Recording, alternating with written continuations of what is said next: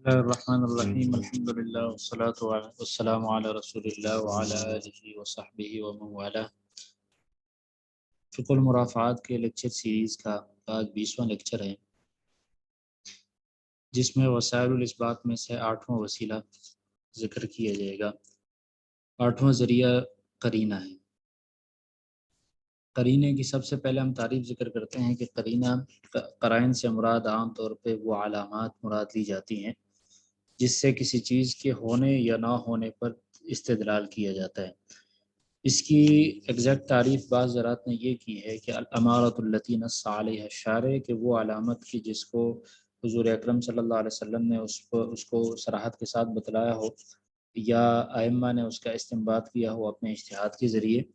یا قاضی واقعوں کو دیکھتے ہوئے اور اس کے سرکمسٹانسز کو دیکھتے ہوئے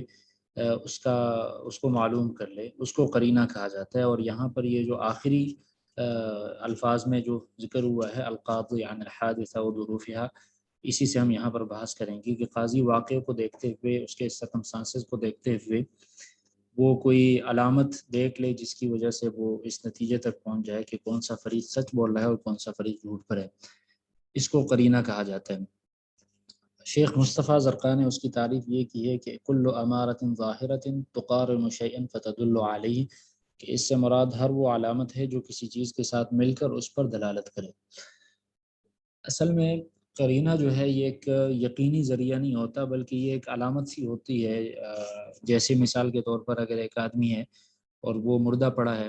اور اس کے قریب بالکل ایک اور آدمی اس حالت میں پکڑا جائے کہ اس کے ہاتھ میں چھری ہے اور اس چھری سے خون ٹپک رہا ہے، تو یہ اس بات کا قرینہ ہے کہ یہی آدمی قاتل ہے۔ لیکن اس کے ساتھ ساتھ اس بات کی کا بھی امکان بھی مسترد نہیں کیا جا سکتا کہ شاید کسی اور نے اس کو قتل کیا ہو اور یہ اتفاقی طور پہ وہاں پر پایا گیا ہو، یا وہ پہلے سے کسی اور نے قتل کیا ہو اور اس آدمی نے وہاں پر کوئی جانور وغیرہ ذبح کیا ہو۔ تو قرینہ چونکہ یقینی ذریعہ نہیں ہوا کرتا، اور جو ہمارے پاس آیات اور حدیث ہیں اس میں بھی صراحتاً قرینے کے قبول کرنے یا نہ کرنے پر کوئی نص وارد نہیں ہوا ہے۔ اور حضور اکرم صلی اللہ علیہ وسلم نے کسی چیز کو ثابت کرنے کے جو ذرائع بتائے ہیں، جس میں گواہی ہے، جس میں قسم ہے، جس میں اقرار ہے، اس میں بھی اس کا صراحتاً ذکر نہیں ملتا۔ اس لیے فقہاء اس پر گفتگو کرتے ہیں کہ قرینہ یہ حجت ہے یا نہیں ہے، اور قاضی قرینے کو دیکھتے ہوئے فیصلہ کر سکتا ہے۔ اس پر ہم آگے گفتگو کریں گے، اس سے پہلے ہم قرینے کے اقسام کو ذکر کرتے ہیں۔ قرینے کے اقسام میں سے پہلی قسم یہ ہے کہ وہ بالکل قوی دلالت کرے اور اس میں یقینی طور پہ دلالت کرے، اس میں کسی شک و شبہ کی گنجائش نہ ہو، یعنی ظن غالب بھی نہ ہو بلکہ بالکل یقین کی حد تک اس کی دلالت ہو۔ جیسے مثال کے طور پر اگر کچھ گواہ اس بات کی گواہی دے دیں کہ فلاں آدمی مر گیا ہے، اور قاضی اس پر کا فیصلہ کر دے یا نہ کرے، لیکن بعد میں جس آدمی کے موت کی گواہی دی گئی تھی، مثال کے طور پہ ایک آدمی لاپتہ ہوا تھا اور وہ کیس قاضی کے پاس لے جایا گیا اور کچھ لوگوں نے گواہی دی کہ وہ مر گیا ہے، لیکن بعد میں وہ آدمی زندہ حالت میں واپس آ گیا، تو اس کا زندہ حالت میں واپس آنا یہ اس بات کا قوی قرینہ ہے اور قطعی دلیل ہے کہ یہاں پر گواہوں سے یا تو غلطی ہوئی تھی یا انہوں نے جان بوجھ کر جھوٹ بولا تھا۔ تو یہ قرینہ تو ایسا ہے کہ بالکل قوی ہے اور اس کے حجت ہونے میں کسی کا اختلاف نہیں ہے۔ دوسری قسم اس کی یہ ہے کہ جو پہلے سے قریب ہے، یعنی وہ ظن غالب کا فائدہ دیتا ہے جو کہ یقین سے قریب قریب ہوا کرتا ہے۔ جیسے مثال کے طور پر اگر ایک ایسی خاتون ہے کہ جو نہ منکوحہ ہے اور نہ کسی سابقہ نکاح کی عدت میں ہے اور اس کو حمل ظاہر ہو جائے، تو اس حمل کا ظاہر ہونا اس بات کا قرینہ ہے کہ یہاں پر اس عورت سے زنا کا جرم سرزد ہوا ہے، اس لیے کہ یہ نہ نکاح کا دعویٰ کرتی ہے، نہ یہ اس کا نکاح ہوا ہے اور نہ کوئی سابقہ نکاح کی عدت میں ہے، تو یہ اس بات کا قرینہ ہے، اس لیے کہ ظہور حمل اس کے بغیر ہو نہیں سکتا۔ تو یہ بالکل یقین کے قریب ہے اور ظن غالب کا فائدہ دیتا ہے کہ یہاں پر اس عورت سے زنا کا جرم سرزد ہوا ہے۔ تیسری قسم یہ ہے کہ وہ ظن غالب کا فائدہ نہ دے بلکہ مطلقاً ظن کا فائدہ دے، ایک عام گمان کی طرف فائدہ دے، اور اس کے ساتھ کوئی ایسی چیز نہ ہو کہ جو اس گمان کو تقویت پہنچائے یا اس کی نفی کرے۔ مثال کے طور پر ایک آدمی ایسے روڈ پر کھڑا ہے گاڑی کے ساتھ، اور اس گاڑی کے قریب ایک آدمی قتل شدہ یا زخمی حالت میں پڑا ہوا ہے، اور لگ رہا ہے کہ اس کو گاڑی کی چوٹ لگی ہے اور اس کے قریب ایک گاڑی کھڑی ہے اور اس میں سے آدمی اتر کے اس کے قریب کھڑا ہے، تو یہ اس بات کا گمان یہاں پہ ہو رہا ہے کہ شاید یہی آدمی اسی آدمی کی چوٹ سے یا اسی آدمی کی غلطی سے یہ آدمی زخمی ہوا ہے یا مر گیا ہے۔ یہاں پر اس صرف زن کا فائدہ اس سے دیتا ہے، اس لیے کہ یہ بھی ممکن ہے کہ جس آدمی کی ٹوکر سے یہ آدمی زخمی ہوا ہے یا مر گیا ہے وہ یہاں سے بھاگ گیا ہے اور یہ آدمی اس کی مدد کرنے کے لیے کھڑا ہو گیا ہو، تو اس سے یہاں پر صرف زن کا فائدہ دیتا ہے یہ قرینہ، اور اس کے ساتھ نہ کوئی ایسی چیز موجود ہے کہ جس سے اس قرینے کو تقویت پہنچے اور نہ کوئی ایسی چیز موجود ہے کہ جس سے قرینے کی نفی ہو۔ نمبر 4 یہ ہے کہ وہ مطلقاً زن سے بھی نیچے کا درجہ ہو، کہ وہ ایک کمزور زن کا فائدہ دے اور اسے ایک کمزور زن معلوم ہو، جیسے مثال کے طور پر ایک آدمی ایک اجنبی عورت کے ساتھ کسی تنہائی میں پایا جائے، رات کو کسی تنہائی والے گھر میں پایا جائے اور کوئی بھی کسی بھی آدمی نے یہاں پر گواہی نہ دی ہو کہ ان دونوں سے زنا کا جرم سرزد ہوا ہے، تو یہ ایک یہاں پر قاضی اگر اس قرینے سے اس بات پر استدلال کرے کہ ان دونوں سے یہ جرم سرزد ہوا ہے تو یہ بات غلط اس لیے ہے کہ یہ صرف محض ایک زن کا فائدہ دینے سے بھی کمتر درجہ ہے، کہ اس میں ایک کمزور گمان کا یہ فائدہ دے رہا ہے، کہ جس میں گمان تو کیا جا سکتا ہے کہ ان دونوں سے جرم سرزد ہوا ہو، لیکن یہ بالکل کمزور گمان ہے، اس لیے کہ کسی اور نے وہ گواہی بھی نہیں دی ہے، اور تنہائی میں کسی مرد کا اور کسی خاتون کا پایا جانا اس بات کی علامت بھی نہیں ہوا کرتا کہ ان سے یہ جرم سرزد ہوا ہے۔ تو یہ 4 اقسام عام طور پہ ذکر کی جاتی ہیں۔ اب اس کے بعد آتے ہیں کہ کیا قرینہ حجت ہے یا نہیں۔ تو جیسے پہلے عرض کیا گیا کہ قرآنی آیات میں یا احادیث میں واضح طور پر اس بات کی طرف اشارہ نہیں کیا گیا ہے کہ قرینہ حجت ہے یا نہیں ہے۔ اسی طرح فقہاء اربعہ سے بھی اس بارے میں کوئی صراحتاً نص منقول نہیں ہے، کیا قاضی قرینے کی بنیاد پر فیصلہ دے سکتا ہے یا نہیں دے سکتا۔ بعد کے فقہاء نے قرآنی آیات اور اسی طرح احادیث اور اسی طرح فقہاء کے کلام کو دیکھتے ہوئے جو اقوال ذکر کی ہیں اس سے ہم اس نتیجے تک پہنچ سکتے ہیں کہ قرینے کی حجیت میں 2 طرح کے اقوال ہمیں ملتے ہیں۔ پہلی رائے یہ ہے کہ قرینہ یہ وسیلہ اس بات ہے اور قاضی اس کی بنیاد پر فیصلہ دے سکتا ہے، اور بعض فقہاء نے اس کی صراحت بھی کی ہے، جیسے حنفیہ میں سے زیلعی اور اسی طرح مالکیہ میں سے ابن فرحون اور شافعیہ میں سے عز الدین ابن عبد السلام اور حنابلہ میں سے ابن القیم نے اس کی صراحت کی ہے کہ قرینہ یہ وسائل الاثبات میں سے ہے اور اس کی بنیاد پر قاضی فیصلہ دے سکتا ہے، اور قاضی کون سا قرینہ ہوگا اس کی شرائط آگے آ رہی ہیں، لیکن اجمالی طور پہ قرینے کو وسیلہ اثبات یا ذریعہ اثبات مانتے ہیں۔ دوسری رائے یہ بعض فقہاء کی ہے کہ یہ وسائل الاثبات میں سے نہیں ہے، اور حنفیہ میں سے خیر الدین الرملی اور اسی طرح جساس اور مالکیہ میں سے قرافی نے یہ قول ذکر کیا ہے کہ قرینے کی بنیاد پر فیصلہ نہیں کیا جا سکتا اور یہ وسائل الاثبات میں سے نہیں ہے۔ دلائل کو اگر دیکھیں تو جمہور کے دلائل قرآن مجید کی کچھ آیات اور اسی طرح احادیث ہیں، جیسے مثال کے طور پر یعقوب علیہ السلام کے پاس جب اس یوسف علیہ السلام کے بھائی آئے اور انہوں نے کہا کہ یوسف علیہ السلام کو بیڑیا کہا گیا، تو یعقوب علیہ السلام نے جب یوسف علیہ السلام کی قمیص کو دیکھا تو وہ اس نتیجے تک پہنچے کہ یہاں پر بھائی جھوٹ بول رہے ہیں، اس لیے کہ یہ کیسا عجیب بیڑیا تھا کہ جو یوسف علیہ السلام کو تو کہا گیا اور اس کے قمیص میں کہیں پر بھی اس کے دانتوں کے اثرات نہیں ہیں، نہ کوئی بٹن وغیرہ ہے۔ تو اس قرینے سے یعقوب علیہ السلام نے استدلال کیا کہ یوسف علیہ السلام کے بھائی جھوٹ بول رہے ہیں۔ یہاں پر بھی انہوں نے قرینے پر استدلال کیا، چنانچہ فرمایا کہ بل سورت لکم انفسکم امرا، اور ان کی تکذیب کی۔ اسی طرح سے یوسف علیہ السلام ہی کے واقعے میں جب زلیخا اور یوسف علیہ السلام کا معاملہ آیا، اور وہاں پر جو زلیخا کا شوہر تھا اس نے جو استدلال کیا یوسف علیہ السلام کی براءت پر اور زلیخا کی جھوٹ بولنے پر، وہ شاہد کے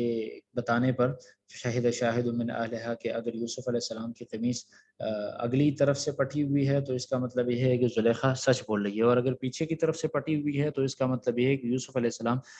سچ بول رہے ہیں۔ یہ قرینہ تھا، اور اسی قرینے کی بنیاد پر زلیخا کے شوہر نے یوسف علیہ السلام کی براءت پر استدلال کیا اور زلیخا کو قصوروار ٹھہرایا۔ اسی طرح وہ یہ بھی استدلال کرتے ہیں کہ پیچھے جو گزر گیا کہ قیافہ کے معاملے میں، نسب کے ثبوت کے معاملے میں حضور اکرم صلی اللہ علیہ وسلم نے قیافہ شناس جو مجزز المدلجی کے بات پر اعتماد کیا تھا، وہ بھی ایک قرینہ ہی تھا، تو اس لیے وہ اس پر استدلال کرتے ہیں کہ حضور اکرم صلی اللہ علیہ وسلم سے خود قرینے پر عمل ثابت ہے۔ اسی طرح شریعت کے کچھ مسائل میں بھی قرینے پر وہ قرینے سے اس پر استدلال کیا گیا ہے، جیسے اگر باکرہ عورت سے نکاح کے معاملے میں اجازت لی جائے تو وہاں پر اس کی خاموشی ہی اس کی طرف سے دلیل سمجھی جاتی ہے، اس لیے کہ یہ قرینہ ہے کہ باکرہ عورت چونکہ صراحتاً بولنا اس کے لیے مشکل ہوتا ہے، انکار میں چونکہ اس کے لیے کوئی شرم آڑے نہیں آتی، لیکن اقرار کرنے میں شرم آڑے آ جاتی ہے، تو اس لیے اس کی صرف خاموشی اس بات کی دلیل ہے کہ وہ اس نکاح پر راضی ہے، تو شریعت نے یہاں پر بھی قرینے کو قابل استدلال ٹھہرایا ہے۔ اسی طرح غزوہ بدر کے معاملے میں جب معاذ ابن عفراء اور معوذ ابن عفراء کے معاملے میں جب ان دونوں نے ابو جہل کو قتل کیا تو بعد میں سلب کا معاملہ آیا کہ ابو جہل کا سامان کس کو دیا جائے، اس لیے کہ حضور اکرم صلی اللہ علیہ وسلم نے اعلان کیا تھا کہ من قتل قتیلا فلہ سلبہ، کہ جس نے کسی کو قتل کیا کسی کافر کو تو اس مقتول کا سامان قاتل کو ملے گا۔ تو معاذ ابن عفراء اور معوذ ابن عفراء دونوں نے دعویٰ کیا کہ ابو جہل کو انہوں نے قتل کیا، تو حضور اکرم صلی اللہ علیہ وسلم نے ان سے پوچھا کہ کیا تم دونوں نے اپنی تلواروں کو صاف کیا ہے؟ انہوں نے کہا کہ نہیں صاف کیا، تو حضور صلی اللہ علیہ وسلم نے ارشاد فرمایا کہ تم دونوں مجھے اپنی تلواریں دکھا دو۔ جب حضور صلی اللہ علیہ وسلم نے ان دونوں کی تلواروں کو دیکھا تو جس کی تلوار پر خون کے دبے تھے اور کسی قتل کرنے کی علامات موجود تھی، تو حضور نے فرمایا کہ اس نے اس کو قتل کیا۔ معاوض ابن عفراء کے لیے فیصلہ دیا انہوں نے حضور صلی اللہ علیہ وسلم نے، اور سلب کا فیصلہ انہی کے لیے کیا، تو یہ بھی ایک قرینے کی بنیاد پر حضور صلی اللہ علیہ وسلم نے فیصلہ دیا۔ تو اس سے ان دلائل کو اور ان جیسے اور دلائل کو وہ حجت مانتے ہیں اور اس سے استدلال کرتے ہیں کہ قرینہ فی نفسی ایک وسائل الاثبات میں سے ایک مقبول وسیلہ ہے۔ جو دوسری رائے ہے کچھ حضرات کی جو کہتے ہیں کہ قرینہ وسائل الاثبات میں سے نہیں ہے، وہ ایک دلیل ذکر کرتے ہیں کہ جو ابن ماجہ نے نقل کی ہے، جس میں حضور اکرم صلی اللہ علیہ وسلم نے ارشاد فرمایا کہ میں اگر کسی بھی آدمی کو بغیر گواہی کے سنگسار کرتا تو میں فلاں عورت کو سنگسار کر لیتا، اس لیے کہ اس کے بول میں اور اس کے چال چلن میں اور اس کے پاس آنے جانے والوں سے بہت شک و تقویت ملتی ہے کہ اس کا کردار درست نہیں ہے۔ تو حضور نے فرمایا کہ میں اگر گواہی کے بغیر کسی کو سنگسار کرتا تو اس عورت کو سنگسار کر دیتا۔ تو یہاں پہ حضور صلی اللہ علیہ وسلم کا اس کی سنگساری سے رک جانا اس بات کی علامت ہے کہ قرینے کی بنیاد پر کسی کو سزا نہیں دی جا سکتی جب تک شریعت نے اس کے لیے جو اس بات کا طریقہ مقرر کیا ہے اس طریقے سے وہ ثابت نہ ہو جائے، تو محض قرینے سے وہ ثابت نہیں ہو سکتا، جیسے یہاں پر حضور صلی اللہ علیہ وسلم نے ان کو اس خاتون کو رجم نہیں کیا۔ لیکن اس بات اسی طرح سے وہ یہ بھی کہتے ہیں کہ لعان والی جو مشہور حدیث ہے کہ حضور اکرم صلی اللہ علیہ وسلم نے میاں بیوی کے درمیان لعان کی بنیاد پہ تفریق کر دی، اور بعد میں جب اس خاتون کا جس پر تہمت لگائی گئی تھی، صحابی نے اپنی بیوی پر جو تہمت لگائی تھی، بعد میں وہ بچہ جب پیدا ہوا تو اس کی شباہت بالکل اس آدمی کے ساتھ ملتی تھی جس آدمی کے ساتھ وہ خاتون کے شوہر صحابی نے جو تہمت لگائی تھی کہ فلاں آدمی نے یہ جرم کیا ہے، تو بالکل اس آدمی کی شباہت اس بچے کی شباہت اس آدمی کی طرح کے ساتھ بالکل تھی۔ لیکن حضور اکرم صلی اللہ علیہ وسلم نے ارشاد فرمایا کہ اگر کتاب اللہ کا فیصلہ نہ ہوتا تو میں اس عورت کو سزا دے دیتا۔ تو یہاں پر بھی قرینے کے بنیاد پر، چونکہ اس عورت نے اقرار نہیں کیا تھا، کوئی گواہی موجود نہیں تھی، اور عورت نے بھی 4 قسمیں کالی تھی، تو اس کے بعد اس کو سزا نہیں دی جا سکتی تھی قرینے کے بنیاد پر، تو حضور صلی اللہ علیہ وسلم نے قرینے کے بنیاد پر فیصلہ نہیں کیا۔ لیکن اس کی دلیل واضح ہے کہ یہ چونکہ حدود کا معاملہ ہے، اور حدود کے معاملے میں تو سارے اس بات پر متفق ہیں کہ قرینے کے بنیاد پر حد کا فیصلہ نہیں کیا جا سکتا، اس کے لیے گواہی ہے، اقرار ضروری ہے، اس لیے یہ دلیل یہاں پر دوسرے معاملات میں نہیں چل سکتی۔ اسی طرح دوسری دلیل ان حضرات کی یہ ہے کہ قرینہ جو ہے وہ تو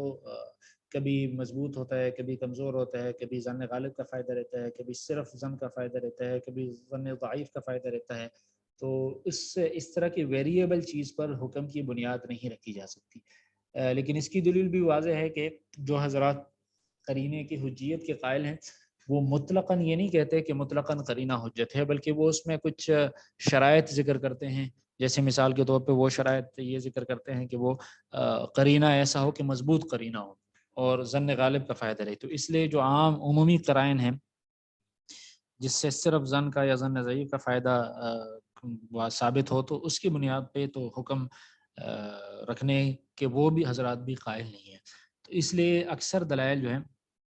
وہ جمہور کی طرف ہے کہ قرینے کی بنیاد پر فیصلہ کیا جا سکتا ہے، لیکن وہ بھی اس قرینے پر عمل کرنے کے یا اس سے استدلال کرنے کی کچھ شرائط ذکر کرتے ہیں. جیسے مثال کے طور پہ پہلی شرط یہ ہے کہ وہ ظن غالب کا فائدہ دے، یعنی وہ قرینہ قطعی الدلالہ ہو، لیکن قطعی الدلالہ سے مراد یہ نہیں ہے کہ وہ بالکل یقین کا فائدہ دے، بلکہ مطلب یہ ہے کہ وہ ظن غالب کا فائدہ دے. یعنی جو قرینے کی اقسام میں سے جو ہم نے 4 اقسام ذکر کی تھی وہ پہلے یا دوسرے قسم میں سے ہو، تیسری اور چوتھی قسم کا جو قرینہ ہے وہ ان کے ہاں بھی حجت نہیں ہے. اسی طرح دوسری شرط یہ ہے کہ اس قرینے کے بالمقابل کوئی اور قرینہ نہ ہو. جس قرینے سے آپ استدلال کر رہے ہیں اس کے بالمقابل کوئی اور قرینہ نہ ہو. اس لیے کہ اگر ایک طرف بھی قرینہ ہے دوسری طرف بھی قرینہ ہے تو جب دو دلائل آپس میں ایک دوسرے کے بالمقابل ہوں تو دونوں ساقط ہو جاتی ہیں، دونوں دلائل ختم و ساقط ہو جاتی ہیں. تو اس لیے اگر اس قرینے کے بالمقابل کوئی اور قرینہ ہو یا کوئی اور دلیل ہو، جیسے ایک طرف قرینہ ہے دوسری طرف گواہی ہے، ایک طرف قرینہ ہے دوسری طرف اقرار ہے، تو وہ پھر قرینہ اس وقت حجت نہیں ہوگا، وہاں اس وقت پر وسائل اثبات میں سے نہیں ہوگا. تو ان حضرات کے ہاں قرینے پر عمل کرنے کی یہ 2 شرائط ہیں. پھر اس کے بعد اگلا مسئلہ یہ آتا ہے کہ کیا قرینے پر حدود کے معاملے میں قرینے پر عمل کیا جا سکتا ہے. اس کے بارے میں فقہا کی 2 آراء ہیں. پہلی رائے مالکی فقہا کی اور امام ابن القیم حنابلہ میں سے ابن القیم کی ہے. وہ فرماتے ہیں کہ حدود میں بھی قرینے پر عمل کیا جا سکتا ہے اور قرینے کی بنیاد پر حد کی سزا بھی دی جا سکتی ہے. لیکن جمہور حضرات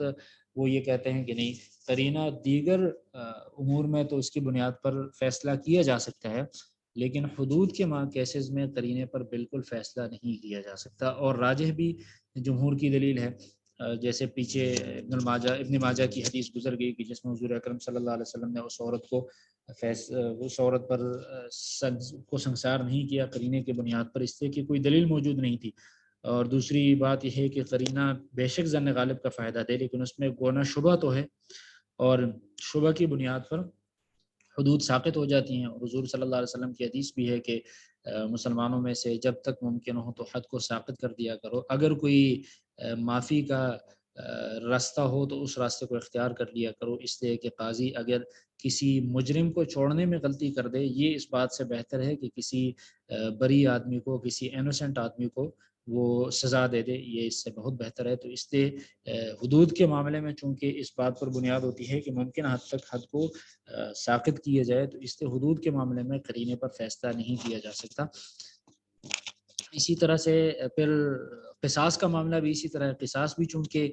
حدود کی طرح ہے، اور قصاص بھی یعنی یہ چونکہ دم کا معاملہ ہے اور حدود کی طرح ہی ہے، بلکہ حدود سے بھی زیادہ سخت معاملہ ہے. اس لیے شبہ چونکہ قرینہ میں یہاں پر بھی شبہ ہوتا ہے، تو اس لیے شبہ کے ساتھ کو قصاص بھی ثابت نہیں ہو سکتا. اس لیے یہ جو آخری پوائنٹ تھا اس سے یہ بات نکلتی ہے کہ جو حدود کے کیسز ہیں جس میں شریعت نے کچھ خاص سزائیں مقرر کی ہے یا قصاص کی کیسز ہیں کہ تو اس میں اگر کوئی قرینہ ہو یا کوئی اس طرح سپورٹنگ ایویڈنسز ہیں تو اس کی بنیاد پر سزا نہیں دی جا سکتی، حد کی سزا نہیں دی جا سکتی. اس لیے کہ حد کو ثابت کرنے کا شریعت نے خاص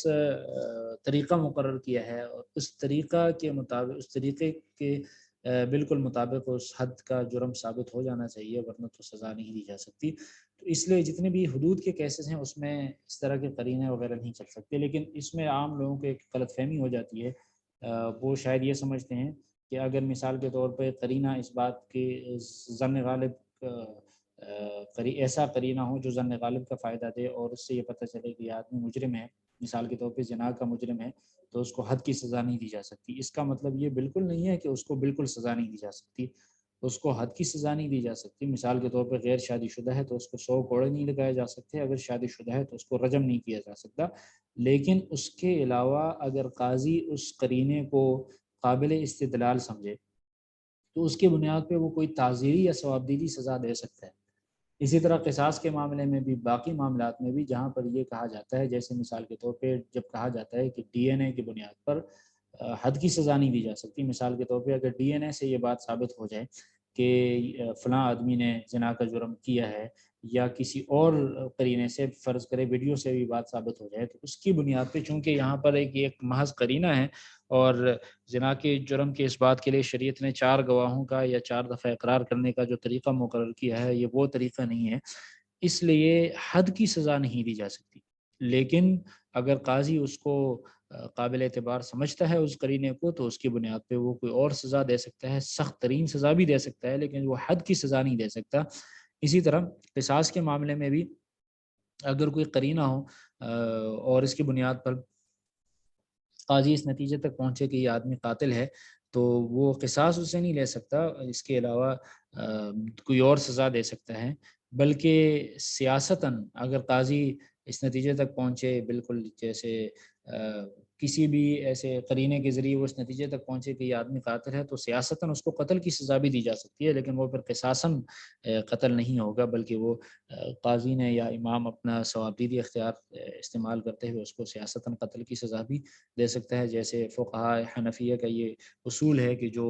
سخت ترین جرائم ہے تو اس میں قصاص کے اس میں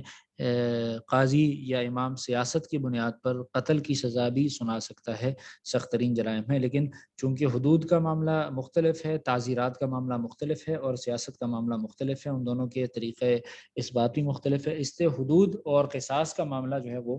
اس میں قرائن کی بنیاد پہ ثابت نہیں کیا جا سکتا۔ تو قرائن میں یہ ساری چیزیں جیسے فنگر پرنٹس ہیں، یا جیسے ویڈیو میں کسی آدمی کا دیکھا جانا، یا اس کی آواز کا ادھر سنائی دینا، یا کسی کال ریکارڈنگ، یا اسی طرح سے ڈی این اے وغیرہ، یہ سارے کے سارے قرائن ہیں، جتنے بھی مضبوط ہیں لیکن وہ قرائن ہی ہیں۔ اس سے اس کی بنیاد پہ فیصلہ وغیرہ کیا جا سکتا ہے، اس کی بنیاد پہ کوئی تعزیری یا سیاستاً سزا بھی دی جا سکتی ہے، لیکن حد کی سزا کے لیے جو طریقہ کار شریعت نے مقرر کیا ہے، وہی طریقہ اسی طریقے کے مطابق ثابت ہونا ضروری ہے۔ لیکن یہ بات بالکل ذہن میں رہے کہ اس کا حد کے نہ دیے جانے کا مطلب یہ بالکل نہیں ہے کہ اس کو سزا نہیں دی جائے۔ کچھ لوگوں کو عام طور پہ غلط فہمی ہوتی ہے کہ اگر ڈی این اے سے یہ بات ثابت ہو جائے کہ اس آدمی نے جرم کیا ہے تو وہ اس کو حد کی سزا نہیں دی جا سکتی، تو وہ اعتراض کرتے ہیں کہ یہاں پر اس کو بغیر سزا کے چھوڑا جا رہا ہے۔ بغیر سزا کے بالکل چھوڑنا درست نہیں ہے، اس کو حد کی سزا نہیں دی جا سکتی، اس کے علاوہ قاضی کوئی بھی ثوابدیدی سزا دے سکتا ہے۔ تو جو گواہی، اقرار اور قسم وغیرہ کے علاوہ باقی جتنی بھی چیزیں ہیں، جیسے ڈاکومنٹس ہیں، یا کوئی بیان حلفی ہے، یا کوئی دستخط ہے، یا یہ ساری چیزیں یہ قرائن کے زمرے میں ہی آتی ہیں، اور قاضی کا یہ ڈومین ہوتا ہے کہ وہ ان قرائن کو چیک کرے کہ کیا یہ قرینہ درست ہے یا نہیں، اس سے کہاں تک یہ بات ثابت ہوتی ہے، کہاں تک ثابت نہیں ہوتی، اور اس کے بنیاد پہ اگر قاضی اس نتیجے تک پہنچے کہ اس کی بنیاد پہ یہ حکم ثابت ہو رہا ہے، یا یہ فلاں آدمی کا موقف ثابت ہو رہا ہے، تو اس کے موقف کی بنیاد پر قاضی فیصلہ دے سکتا ہے۔ لیکن صرف حدود اور قصاص کے معاملات میں حد اور قصاص نہیں دے سکتا، اس کے علاوہ کوئی تعزیری یا ثوابدیدی سزا یا سیاستاً سزا دے سکتا ہے، اور البتہ قصاص یا وہ اس کی حد کی سزا نہیں دے سکتا۔ یہ قرینے سے متعلق جو ابحاث تھے وہ یہاں پہ ہم نے ذکر کیے۔ مزید تفصیلات جو قضاء سے متعلق تفصیلی کتابیں ہیں ان کی طرف رجوع کیا جا سکتا ہے۔ وآخر دعوانا ان الحمد للہ رب العالمین۔